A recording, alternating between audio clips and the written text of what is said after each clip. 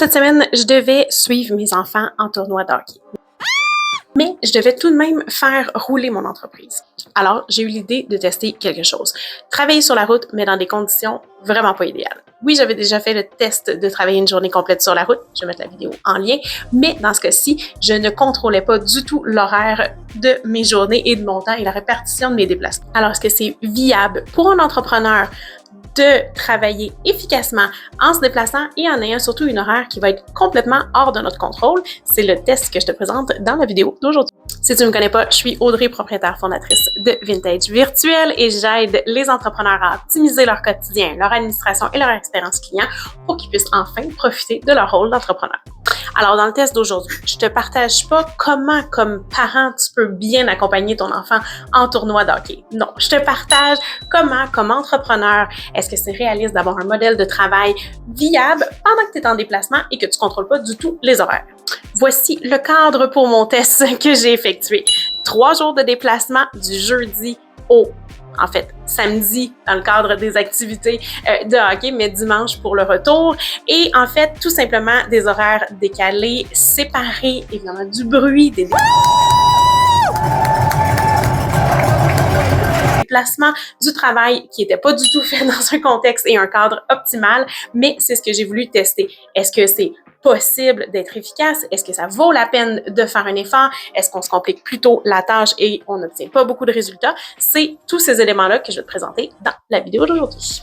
Alors, dans le but de me donner un cadre de travail le plus réaliste possible et surtout de m'assurer que je puisse faire un test efficace, je me suis mis 2 règlements. Donc, le premier était de travailler un maximum de 4 heures par jour parce que en étant réaliste avec un déplacement, avec le fait qu'on était à l'hôtel aussi, je pouvais pas penser faire un 8 à 9 heures comme je pourrais le faire à la maison. Donc, 4 heures dans la journée au maximum pour avoir un minimum de temps viable, mais aussi s'assurer que je ne sois pas complètement surchargée et que je puisse être présente comme je le souhaitais pour mes enfants. Ensuite, je me suis mis une autre règle qui était tout simplement de ne pas faire aucune tâche stratégique trop lourde. L'idée, c'est on est en déplacement, donc j'ai pas la pleine capacité de mes réflexions. Je peux être interrompue à tout moment. J'avais donc établi que je voulais pas prendre aucune tâche ou décision stratégique trop lourde pour me permettre de ne pas me tromper et surtout me donner la chance de pouvoir avoir un petit peu plus de clarté mentale pendant ce déplacement-là et surtout ce test-là.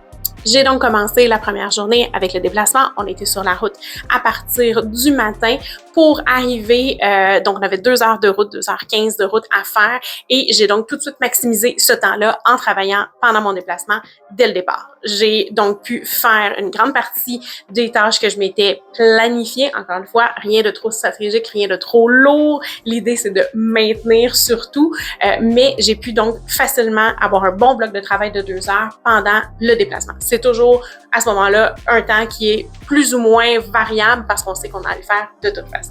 Ensuite, arrivé sur place, la réalité pour les parents de hockey, vous allez savoir, il y a un certain délai avant la première partie. Donc, même si mes gars sont partis, moi, j'ai eu du temps. Donc, j'ai eu une autre heure, même 1h15 parce qu'on était arrivé à l'avance dans la voiture pour pouvoir travailler, ce qui s'est avéré aussi assez efficace. J'ai pu continuer sur la lancée que j'étais avant sur la route pendant le déplacement. Donc, ça m'a permis de faire déjà là un bon 3 heures de travail. Donc, pour la première journée, je peux dire que j'étais déjà franchement satisfaite, peut-être un peu fatiguée, mais franchement satisfaite du premier déplacement. Évidemment, le restant de la journée était beaucoup plus entrecoupé, donc même si je considérais que j'avais déjà un bon 3 heures de fait, suivant la partie, il y a eu le nouveau déplacement, se rendre à l'hôtel, évidemment, il a fallu dîner dans l'histoire, il a fallu aussi s'enregistrer à l'hôtel. J'ai donc eu beaucoup moins de temps, mais j'ai réussi, je dirais, par 2 périodes de 30 minutes, une fois à l'hôtel, de pouvoir travailler un petit peu plus concentré. Une première période avant de valider certaines autres activités qui devaient avoir lieu, mais j'ai pu donc prendre une première période et ensuite une autre période dans l'après-midi. Donc, avant le souper, je dirais que mon maximum de 4 heures avait été efficacement accompli. Donc, cette portion-là, avec le déplacement, je peux dire qu'il a bien fonctionné dans la première partie de mon test. La deuxième partie de mon test s'est jouée à ce moment-là le lendemain où on avait 2 parties doc. On avait moins de déplacements, ce qui m'aidait pas dans l'histoire. J'ai donc évidemment eu à me lever un petit peu plus tôt. Il n'y a pas de travail à ce moment-là que j'ai pu accomplir le matin. Ça s'est vraiment concentré dans le centre de la journée. Donc le matin, on est parti. Contrairement à la journée précédente, j'ai eu peut-être à peu près 45 minutes de travail possible une fois rendue à l'aréna en attendant que la partie de mes fils débute. Donc j'ai travaillé à nouveau dans l'auto et ensuite je suis rentrée pour voir la partie.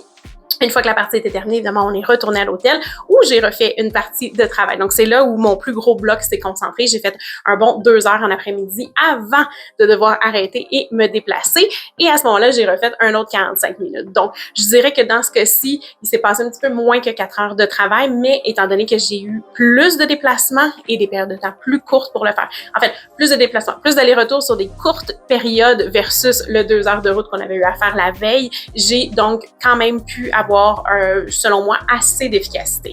Mais c'était assez limité, comme tu peux le voir. On peut pas se concentrer, d'où ma règle que je m'étais fixée, à savoir que je voulais pas faire des décisions stratégiques trop lourdes parce que le temps travaillé consécutif était très, très, très limité. Donc, pour être réaliste et pour m'assurer de pas faire d'erreur, c'était une façon de protéger non seulement mon temps, mais mes décisions.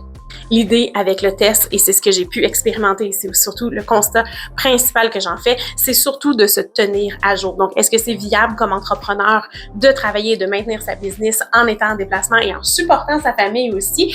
Oui, c'est viable, mais dans un cas où on descend nos attentes, donc on peut pas penser réaliser de trop gros projets pendant ces périodes-là parce qu'on est complètement hors de notre contrôle par rapport au temps. Donc, si on peut pouvoir reprendre notre semaine suivante avec beaucoup moins d'arriérage, ça, c'est l'aspect positif que j'ai remarqué. Donc, oui, ça vaut la peine de prendre ces moments d'attente-là où, normalement, on n'aurait pas eu vraiment autre chose de possible à faire. On n'est pas à la maison, on peut pas avancer sur d'autres éléments. Ça m'a permis donc de m'assurer de reprendre ma semaine avec beaucoup plus de clarté, beaucoup plus de légèreté. Et juste pour ça, je dirais que le test en a valu la peine. Par contre, l'autre volet, c'est malheureusement trop entrecoupé. Comme je mentionnais, j'avais déjà mis une règle pour moi de pas prendre trop de décisions stratégiques, mais ça a été vraiment très entrecoupé, encore plus que je l'imaginais, parce que entre courir pour les repas, les allers-retours à l'aréna, évidemment la préparation pour les enfants, une fois rendus à l'hôtel, les miens sont rendus assez grands, mais ça reste que les jeunes se déplaçaient et je devais quand même valider que tout était sous contrôle, donc j'avais pas des plages de temps concentrées avec la tête, évidemment, qui m'appartenait à 100%. J'étais un petit peu à gauche et à droite, donc le risque de prendre des décisions à ce moment-là qui ne sont pas alignées avec tes objectifs, qui ne sont pas alignées avec ce que tu souhaites faire pour ton entreprise est un petit peu plus grand. Donc, même si on a une grande discipline, même si on a évidemment une bonne capacité de concentration, les heures sont limitées et les journées sont entrecoupées. Donc, c'est une réalité qu'on doit garder en tête si on décide, si toi aussi tu décides de faire du travail comme entrepreneur pendant que tu accompagnes ta famille. Alors, mon verdict très clair. Est-ce que c'est viable? Oui et non. Oui sur le court terme, non sur le long terme. Dans mon cas, comme j'ai dit, j'ai fait une période de 3 jours, 2 journées qui touchaient vraiment ma semaine de travail. La dernière journée où il y a eu moins de travail et bien évidemment le dimanche où il y a eu seulement un retour, où normalement dans le week-end, je travaille pas. Est-ce que ça fonctionne? Oui, parce que j'ai maintenu des éléments à jour. J'ai pu donc débuter ma semaine suivante avec pas de retard d'accumuler et même sur certains éléments, une avance de prix parce que, étant plus limitée dans ce que je pouvais faire et surtout en ayant pris la règle de ne pas prendre de décisions trop stratégiques, j'ai pu faire avancer certains autres éléments sur lesquels j'avais pas nécessairement la possibilité de prendre un bloc de temps comme ça dans ma semaine et quand j'ai d'autres engagements déjà de réserver. Donc, ça a eu du positif pour certains sujets. Ça a eu des sujets qui en a eu un petit peu moins ou du moins pas à la hauteur que j'aurais pu le faire si j'avais été à la maison. Tous les entrepreneurs peuvent partir, selon moi. C'est l'idée derrière toutes les optimisations que j'enseigne à ma clientèle pour pouvoir justement être plus présent pour nos familles et pouvoir mettre notre attention où on le souhaite, que ce soit sur notre famille ou autre sujet. Mais évidemment, dans un cas où tu vas travailler en déplacement et dans un cadre qui n'est pas optimal au travail, l'idée, c'est toujours de réviser rien de trop ambitieux. On veut pouvoir diminuer le risque de déception et surtout diminuer le risque d'erreur potentielle. C'est la clé dans un cas comme celui-là. Par contre, je t'engage à faire le test, toi aussi, faire le test de travailler sur la route ou dans un contexte moins optimal pour toi parce que c'est une très belle occasion d'apprendre sur ton entreprise, un bon test pour comprendre le roulement et peut-être où sont les failles ou où sont au contraire les sujets ou les tâches qui roulent un peu moins rondement parce qu'en étant à l'extérieur d'un cadre idéal, tu vas pouvoir avoir ces réponses-là et tu vas surtout savoir exactement dans quel sujet tu devrais peaufiner et améliorer ton rendement. Alors, en conclusion, je te dirais, fais l'expérience toi aussi. Et si tu le fais, laisse-le moi dans les commentaires. Je serais très curieuse aussi. Tu l'as déjà fait. Si toi aussi tu as suivi ta famille comme entrepreneur en tournoi de hockey, laisse-le moi dans les commentaires. Je serais très curieuse de te lire. Et comme je poursuis ma série tests, trucs et astuces en optimisation, si tu vois des choses un peu plus farfelues ou plus différentes que tu aimerais que je teste pour toi, laisse-le moi aussi dans les commentaires. Ça va me faire plaisir de me lancer pour toi. Et évidemment, si tu as aimé la vidéo aujourd'hui, je t'invite à nous laisser aussi un pouce d'encouragement et à t'abonner à la chaîne pour manquer aucune autre des sujets vidéo optimisation entrepreneuriale que je partage ici. Je veux dire à la prochaine vidéo.